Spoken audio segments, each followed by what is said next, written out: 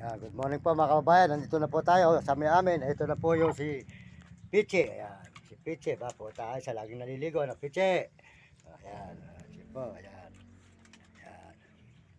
Ayan, meron talapia dyan.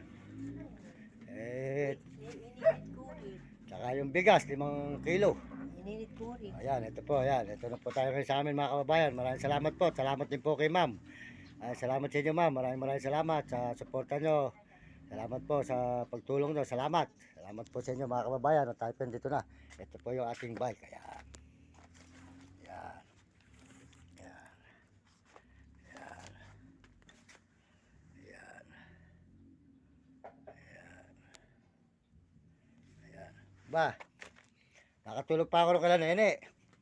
Hindi nga pala yung bahay na pinuntahan ko noon. Maganda pala yung bahay ni Nene kahit na ganoon eh.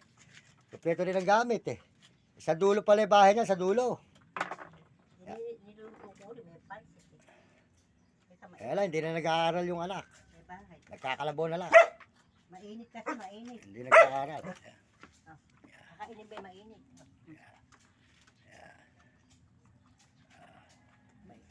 Niluto ko yun, may pansit kasi.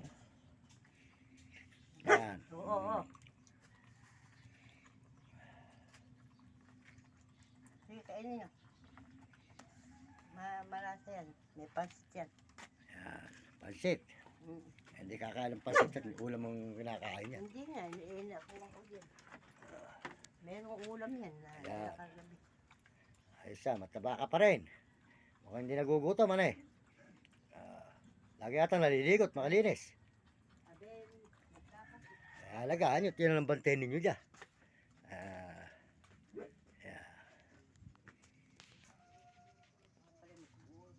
Yan, maraming salamat po sa inyo mga kababayan, mga kaibigan.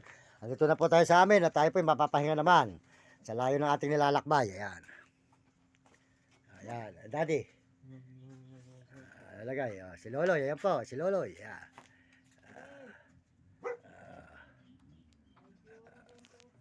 21, 28 raw. Tumama.